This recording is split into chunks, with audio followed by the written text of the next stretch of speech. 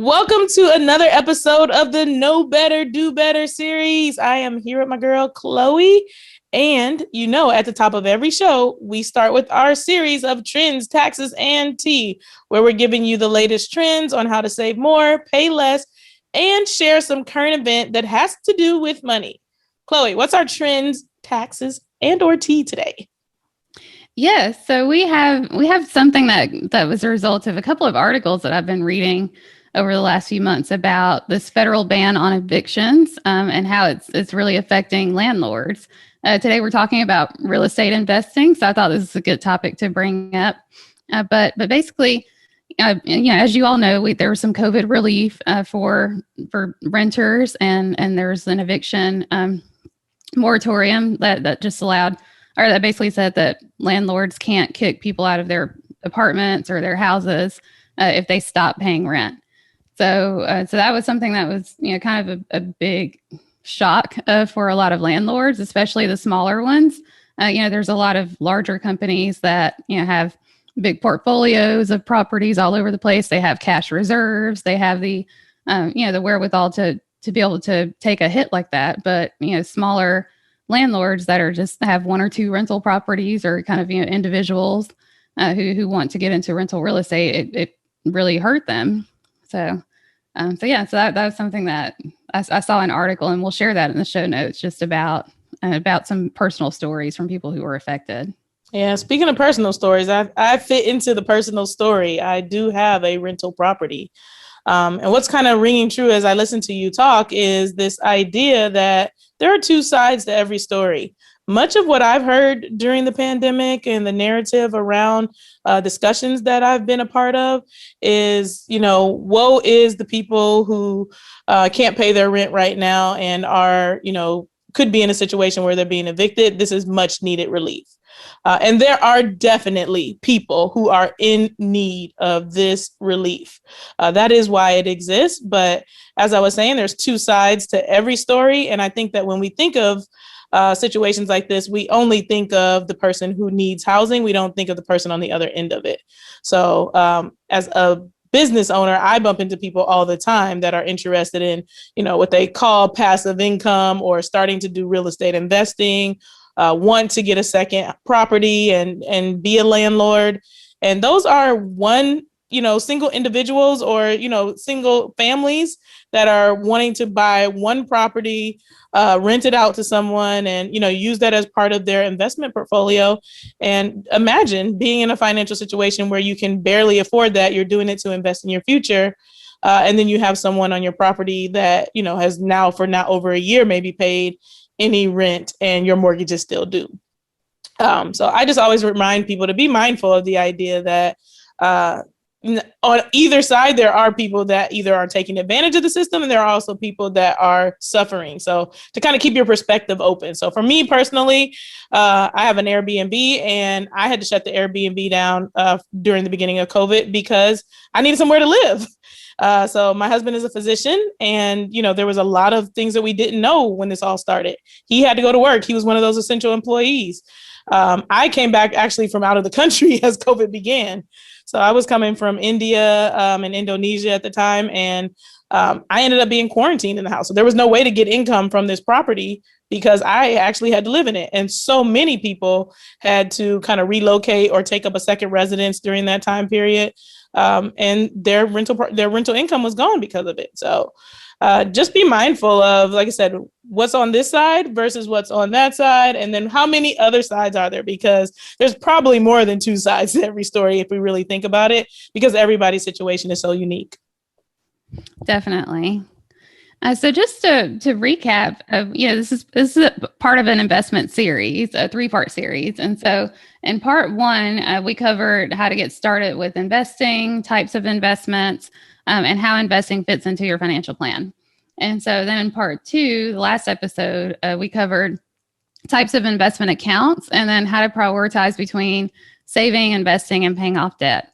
And so today we're going to talk about the trendy topic of real estate investing in part 3 as we wrap up this series. So I'm really excited to get into this topic. This is yet another hot topic. I think we did a really good job of picking all the topics, but this one in particular, I know so many people that are so interested in real estate investing and need to get more information so they can know better and do better. Let's go. Yeah, and so we picked this topic because we all watch HGTV. We see everybody flipping houses. We see the property brothers and everybody fixing up houses, and so social. And then we look on social media and everybody's talking about rental properties and passive income and just all the buzzwords. And so between television and social media, it makes these like home renovation, kind of flips. And also just the idea of owning a rental property seem like it's super easy. It's always going to be profitable. You make, hundreds of thousands of dollars or millions of dollars. And, it's not the case. It's not as easy as it seems. And it's not passive at all. And so there's a lot of cost. There's a lot of commitment involved. And it can be not only a financial drain, but an emotional drain. Amen. Hallelujah. Especially to the not passive part. And I think one of the draws and one of the things as I listen to people talk about it, I'm like, well, tell me more about that. Why is that interesting to you? And it's like, well, if I just get, a place, I only got to come up with a little bit of money for a down payment. Someone else is going to pay my mortgage. And I'm going to get income off of that. It's going to be so great. I'm going to build equity in the place. And it's just going to be a really good investment. And all of those things can be true, but there is a lot more to take into consideration. Everything falls apart and you've got to come in and, repair something. There's, vacancies and you've got to cover that mortgage yourself. And so here it is with the not passive. I think sometimes people don't realize that, regular old investing, putting it into a brokerage account, a retirement account, 401k, your 403b. These are things that people are abandoning because they don't understand them. They don't understand how the market works, but they understand like, oh, I can apply, I can get approved. I've seen other people apply and get approved, and then I'm going to go get a renter. They understand the actions related to real estate investing, where they don't understand the actions related to, traditional investing in the market. And so they don't realize that investing in the market can, in fact, be passive. If you, in fact, save enough, your portfolio can be large enough that you are gaining income from your portfolio without putting anything else in there. If you've, gotten a certain amount, that whatever it is you need for this passive income, it will pay it. But we first have to have good savings strategies in place to get the money in the portfolio. And the real estate is not really different. You got to put some money into that real estate in order to get something back out. But it also comes with a lot more expenses, a lot more, investment of time, investment of knowledge, and investment of managing people. And yeah, I know I'm still in the show. So let's get started with with why this is important. Yeah. And just to piggyback off what you said, owning real estate is like running a business. It really is. And I think the appeal sometimes, with the market, it's like, what is this stuff that's out there? But when you own real estate, like you can touch it, you can feel it, you can see it. And so I think that's part of the appeal, but it really is like running a business. And so we're going to talk about some of the commitments and things that you need to consider before you dive right into it. So the first thing is really just start with why. When people come to me and say, I want to own investment properties or I want, rental real estate, I ask them, why do you want this or why are you doing this? But wanting to invest in it just because it sounds like an easy way to make money or, it's a way to have a vacation home that you can occasionally rent out. That's not a good enough reason, to be honest. You really need to understand, how does this fit in with your financial goals? Does this make sense for you? Are you ready for the commitment?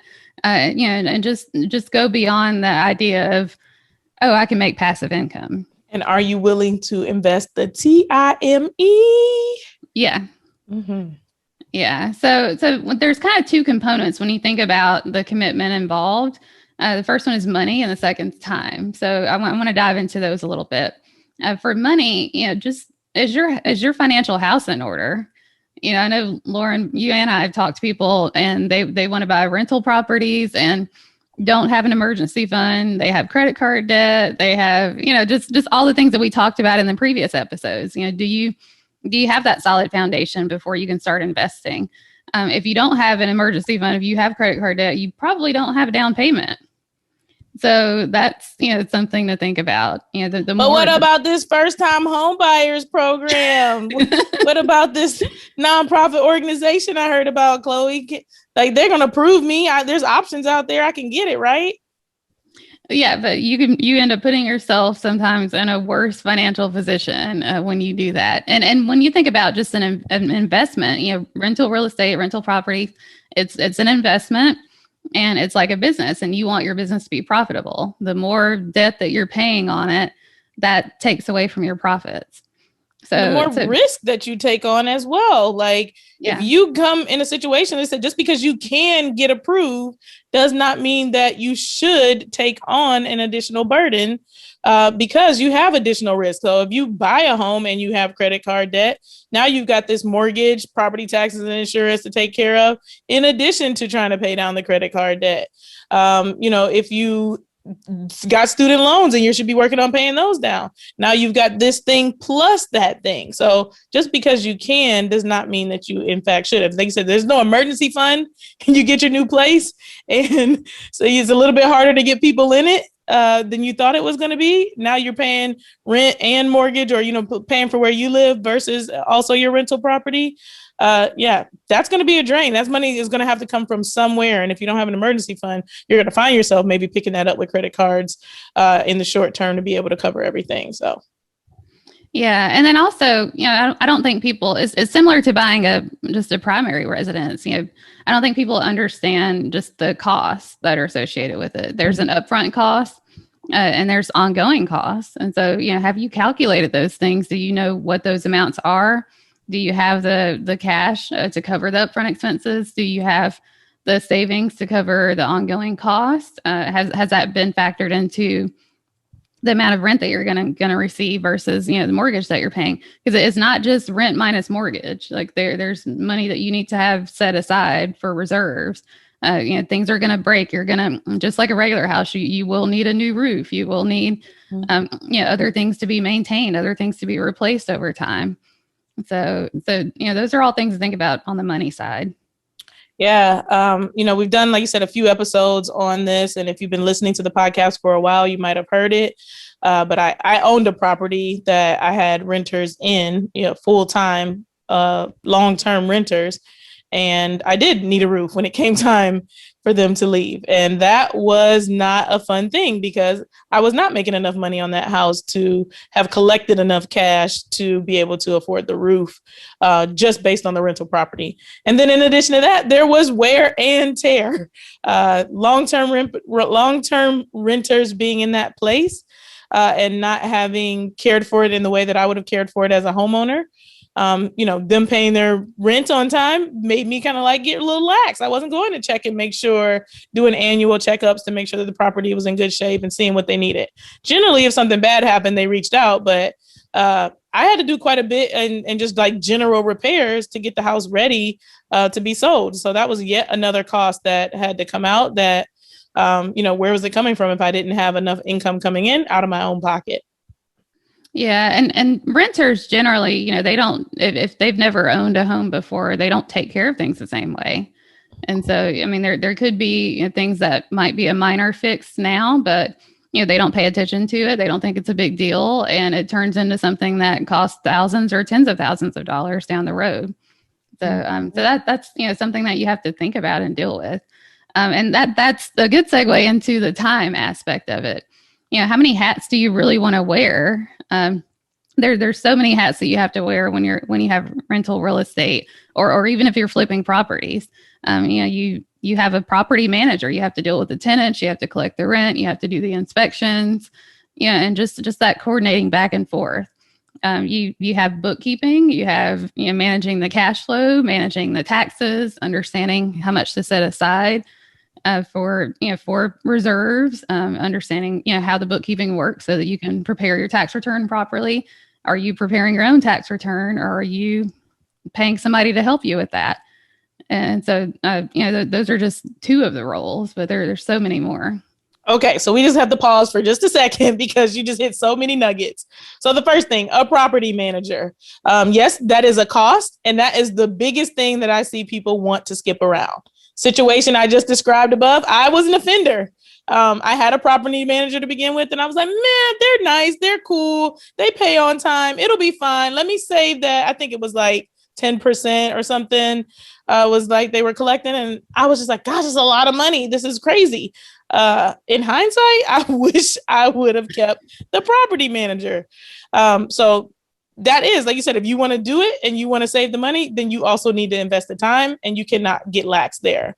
Then you talked about like bookkeeping and cash flow.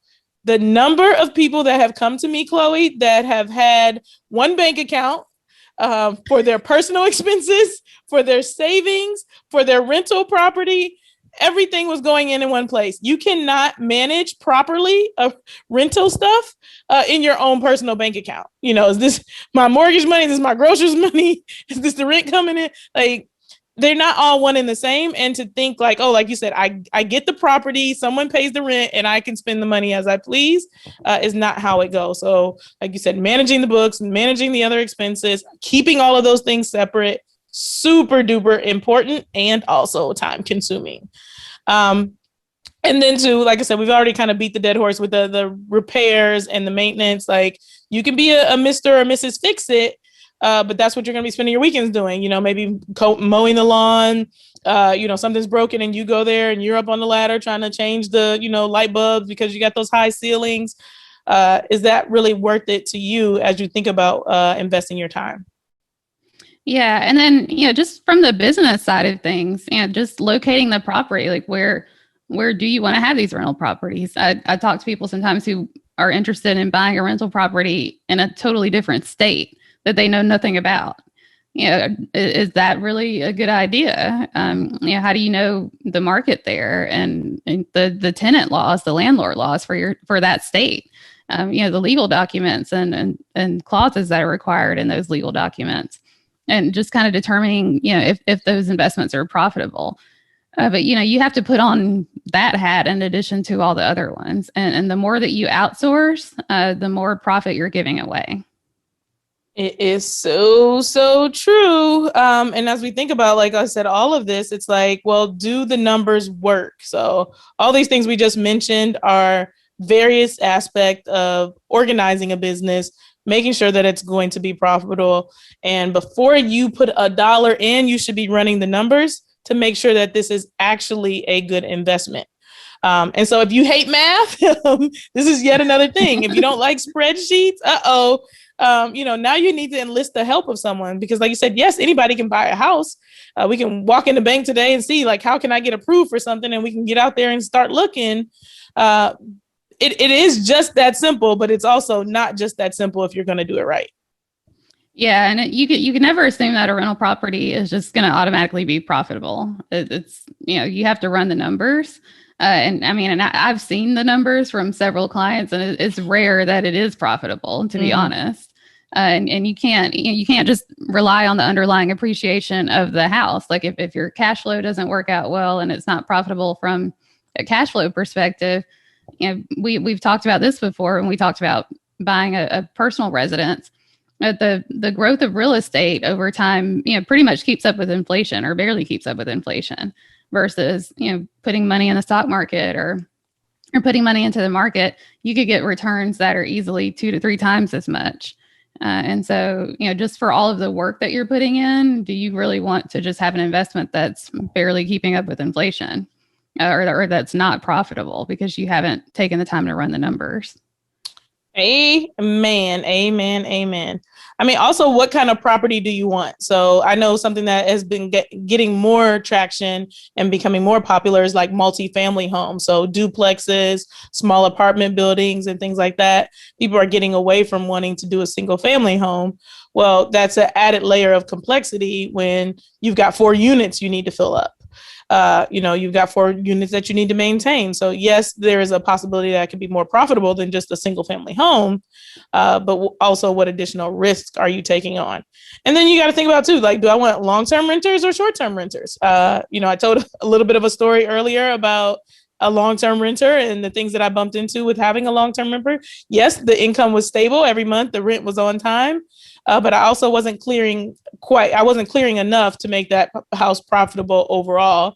Like I said, when I took into consideration maintenance and things like that. And then I went short term. I currently have a place that I do Airbnb, but it's constantly turning over. So you're constantly, cleaning fees. Sometimes people are throwing a party at your place. Like you said, if there's only a weekend, they will stand on your couch and drink alcohol and, vomit in weird places. Like, I'm just keeping it real with you all. Like, these are the things that no one wants to talk about as it pertains to. So short term, yes, you can charge more. Yes, you can make more, but you're constantly, like I said, there's also additional expenses that are related to that. Yeah, and I've heard people too that want to buy a primary residence and rent out like a couple of rooms. And if you're a single woman, do you feel comfortable? Do you feel safe doing that? I had someone come to me and similar thing, like they wanted to buy a house and rent out rooms and bought more house than they could afford because they were factoring in the rent. And then COVID hit. So then do you want somebody that you don't know in your house, like when there's a pandemic going on? That kind of changes things. So yeah, it's just there's a lot of things to consider and things can go wrong. Yeah, that is another good one that you brought up is house hacking. So another popular term, if you're interested in this topic that you may or may not have heard of, if not, give it a Google, but it is basically, like you said, you living in the place while other people are also living in the place. And, they're covering what would have been your part of a mortgage or rent or covering your whole mortgage while you have them in the house. So you don't have that expense and you can, save up more money or do other things with it.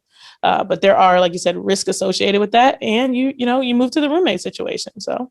Yeah, and you don't know who they're bringing into your house. Like, they're looking around at stuff that you own, so you just never know. So yeah, and like we said before, just make sure that you understand all of the different costs, the upfront costs, the ongoing costs, cash reserves, how much the cost to borrow if you are going to borrow, how much interest are you paying over time, the tax implications. Talk to a CPA before you decide to jump into this and see, is this something that, how does this affect my taxes at the end of the day? Mm-hmm. But there's two components to rental properties and kind of understanding how the numbers work. And the first is the income or the cash flow. And so how much are you receiving on top of all of your expenses? And so how much profit are you receiving? And then also, like we said before, the appreciation of the asset. So how much does the house actually grow in value? And so one of the things I see that people mess up here is that they look just at the numbers, like the dollar amounts. And so they're like, oh, I'm making an extra $300 a month. Oh, I'm good. This is great. But, you want to look at return on investment and a percentage And so it's like, if you calculate the numbers and you see, I'm only making 1% return on my investment or 2% return on my investment, and the market is up 10%, and you put in all this work, all this time, all this money and effort, is that really worth it at the end of the day? Mm-hmm. And are you going to kick yourself if you do this and decide a year or two later that this is not the right thing for you? Because that's the other thing I see happen all the time. It's like, we really, really want to do this. Let's run the numbers. Maybe the numbers don't make, but I just got a good feeling. And come on, like, other people are doing it and it's working. Like, you just sound so negative, Lauren. I'm like, all right, let's do it. Like, ultimately, at the end of the day, yes, there are some people that are successfully making money off of real estate. But like I said, is it right for you? Based on what I'm hearing, client ABC, it's not sounding like it's right for you. So they purchase the property, and then we're 18 months in, and like I said, there's vacancy, and they're making $193 a month, and they're just like, this doesn't feel very good. And it's like, well, we can't turn back now, because if we turn around and sell after a year and a half of having purchased, with the exception of like this crazy market that we're in right now, you're guaranteed pretty much to lose. At the minimum, it's going to be the 6% that you're going to have as the seller, just to get the 2 realtors paid. So once you're in, you got to decide to kind of keep your feet in the water to, be able to realize any return. Yeah, and I would say too, for some of the people that say that they're making so much money, see if they're willing to open up the books and show you, are they really making as much money as they say they're making? And Ooh, is what this she said, profitable? y'all. What she said. But yeah, I mean, it's, some people say they're making a lot, but then you look under the hood and it's not what it seems. And so that kind of leads to the next section. Because I recently, listened to someone that was talking about rental properties and owning multiple properties, and they were doing such a great job. And then I asked about all of these other considerations, and it was crickets. So we want to talk about some of these other considerations, in addition to what we just talked about. The first one is liability protection. You have to think about when you own these properties, there's a lot of liability associated with it. If something happens to the tenant, if the tenant, invites people over and has that party and somebody slips and falls, gets hurt, gets drunk, like goes and kills somebody in a car accident. I mean, all kinds of crazy things can happen. And some of that stuff can fall back on you. And so how are you owning this? Do you have an LLC set up? Do you, just how do you own it? In addition to that, the right bank accounts, like Lauren said, do you have everything, even if you have an LLC set up, do you have everything going in your personal bank account? That basically cancels out the LLC and the liability protection. So, Mm-hmm. so I mean, you have to manage these things like a business, and you have to make sure that you have that, that structure and ownership set up the way that it needs to be set up so that your personal assets are protected.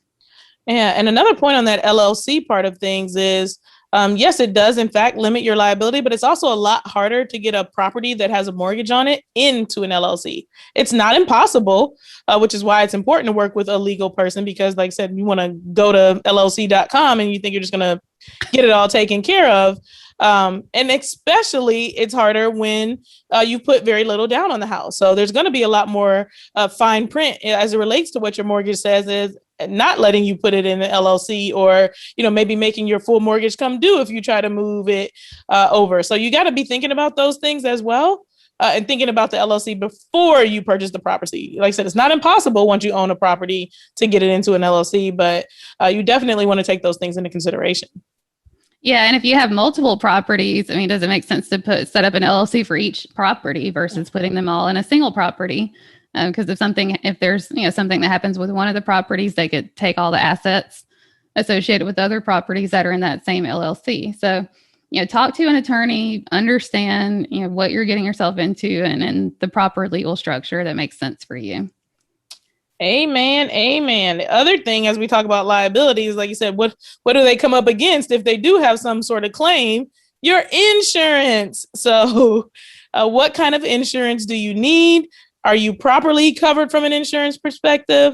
Another thing that you should be making sure that you've got covered so that something can jump into place should somebody need to make a claim against you.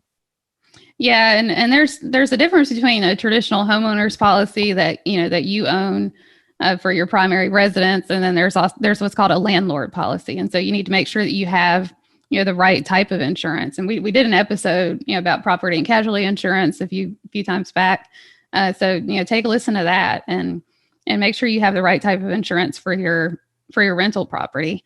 And then another thing that often gets missed is renter's insurance for the renter. You should require that your renters have renter's insurance. Some people say it's optional. They don't check on it. They don't think it's a big deal, but you need to be covered, and you need to make sure that your renter is covered. Yes, yes, and yes. Like you said, so often you're like, well, I don't care about their stuff. It'll be all right. Like, you do not want that to turn around and be a claim that they're making against you. Once again, like I said, there are various situations where that could end up with you having some sort of liability. And it's better to make them spend the $12. Like I said, if they're not going to be responsible for themselves financially, that you require them to be responsible. And then they'll maybe thank you later for making them get that renter's insurance. So, yeah. Yeah. And then, we mentioned this before, but just bookkeeping and taxes. Is this something that you're going to do yourself? Will you hire someone to help you? You just want to make sure that you're not getting yourself into trouble by not reporting things properly on your tax return. by, just not keeping up with your bookkeeping like you should. So, to kind of understand what you need to do there and make sure that you get professional help. For sure. And then finally, last but not least, I would say is estate planning. So what will happen if you kick the bucket to these properties? What will happen if you become incapacitated? We talk about this all the time with clients. So, I'm young, I'm single, I don't need any estate planning documents, I don't have a lot to pass down. Well, if you are a property owner, you have something. And even if it comes with a mortgage, and like you said, if you were to become sick or incapacitated, you're in a car accident and you're alive, you're going to make a recovery. But in the short term, maybe for the first 2 weeks, you're in a coma. And then you wake up, now you got 2 months in the hospital because you got physical therapy. It's not a fun thing to think about. But at the same time, somebody needs to be managing your affairs during that time period. And with your affairs, that comes that property. So those are things to be thinking about as well. Yeah. And then just, how will you pass these properties to your heirs when you die? And next week we're talking to an attorney, so we'll get more into this. But one thing I will say, as far as rental properties, I've seen kind of the different spectrums of people passing away and passing on assets to future generations. And it is so much easier when a client has a $10 million investment portfolio and they have 3 kids, and we just say $3 million to you, $3 million to you, $3 million to you, and they just ride away in the sunset, versus having all of these houses, whether it's primary home, vacation homes, rental homes, and having to split that up between the kids. Some of the kids want it, some kids might not want it, they want to sell. There might not be enough assets to help take care of those properties. Mm-hmm. And so it can get real messy real quick. And if you don't have an estate plan, if you don't have those documents drafted, it's up to the state that you live in to determine what happens to those properties. And imagine what it would feel like to experience the death of someone that you truly care about, be in the midst of grieving, and then be constantly on the phone with lawyers and, various personnel trying to figure this out. To be, going back and forth with a sibling. So if you're a parent that has these properties and you're talking about passing these down to children and, this being something that you want to create part of your, generational wealth or part of your legacy, what kind of burden would you be creating for them in that moment if you don't have proper documentation in place? And then what's the risk that it doesn't even end up where you want it to end up if you don't have proper documentation in place? So there's the estranged child or estranged spouse that comes back into the picture and stakes their claim. If you don't have documents in place, maybe somebody gets a piece of something that you would have never wanted to be a part of it, or forces the sale of the property to get their piece of it, and everybody else that you cared about. And, mama said that we should live in this house and all be together or something. And now here comes Uncle Bob down the road or something that says, I don't want it. Just give me my share, and everybody now has to sell and take their piece. So those are the kind of things. Now we're like, who's going to buy it? Who's going to buy out Uncle Bob's share? It gets real complicated real quick. So you definitely want to take some time to think about worst case scenario and then get the documents in place for worst case scenario. Definitely. So just to wrap up, we wanted to just give you some food for thought. We don't necessarily, we're not against real estate investing, but we just want to make sure that you go into it, just like with a primary residence, you go into it understanding what you're getting yourself into. You understand, why you're doing it, and if you're ready for that commitment as far as your money and your time, and do the numbers work. Does it actually make sense? Yes, and yes. Like I said, I feel like sometimes we get the Grim Reaper kind of connotation behind us, but it truly is about knowing better so that you can do better. Because there are plenty of marketing things out there that are making various money topics seem super duper sexy. And when you turn off the lights, it is not the sexiest thing, and you're like, oh my goodness, what happened here? This is not the sexy thing I thought I was getting involved with. So and I'll say too, I mean, there are a lot of people on social media and just kind of touting like investment advice, or invest, like whether it's investing in the market, investing in real estate, or even sort of what we'll call alternative investments. But, a lot of times these people are selling courses and they're not licensed and they're selling courses. And, they're probably making more money selling these courses than they are making money doing the thing they're trying to teach you how to do. Ooh, she just said a word. It is so, so true. And I think that goes back to, just to drive home that last point, a point that you made a little bit earlier, was this idea that ask for the numbers, ask for a little bit of transparency. How are you doing this? Even if your friends are doing it. This podcast is all about getting people more comfortable talking about money. There's people you care about. They're like, oh, you should get a rental property. Well, girl, you have one? Tell me how it works. Tell me how much you're making. How are you covering if you get a roof leak? Take the things that you thought about or maybe even learned about from this podcast and ask those questions of the people around you so that you can really get an under idea. Like, how much are you clearing after it's all said and done? And is there an emergency fund for this property and you still have money left over? Because that's the stuff that we really got to get into. Like I said, we can make it look sexy, but we got to really peel back the layers and understand, what we're getting. Definitely. All right. To wrap it up, we've got our money quote. We always have one at the end. Today's money quote is: real estate cannot be lost or stolen, nor can it be carried away. Purchased with common sense, paid for in full, and managed with reasonable care, it is about the safest investment in the world. See, I told you guys we were not naysayers. That's a wonderful quote, I think. Yeah. And that's by Franklin D. Roosevelt, FDR. And so the thing is, though, of course, real estate is, it is something that it's good to have. It's good as part of your portfolio. It's good to have a home to live in. But the key of this is purchased with common sense, paid for in full, and managed with reasonable care. Ooh, purchased with common sense, paid for in full, and managed with reasonable care. Mm-hmm. Go ahead, girl. But yeah, just, it goes back to the whole thing. Like we're not anti real estate, or, we're not anti home ownership, but we just want to make sure that you're making informed decisions, that you're getting into something, knowing what you're getting yourself into, knowing that you're making a good, solid financial decision, and that you understand how this affects you personally. And with that, we are ready to wrap. Chloe, what do we have next week again? Yeah, so like I said, next week we're going to talk estate planning and wealth transfers. We have an attorney who's coming on to speak with us. So we're excited about this episode. We see a lot of, we want to make sure that you understand all the different terms. People talk about wills and trusts, and there's so many different types of trusts and powers of attorney and advance directives. And so we want to make sure that you understand all of those terms, but also, just talk through some of the mistakes and things that we see as well. Mm-hmm. And Shalini Kodaspati is the estate planner that we're having on. So I can't wait for you all to meet her. She is so interesting. A fellow Trinidadian, or Trinamarian, I should say. She's actually born in Trinidad. I was not.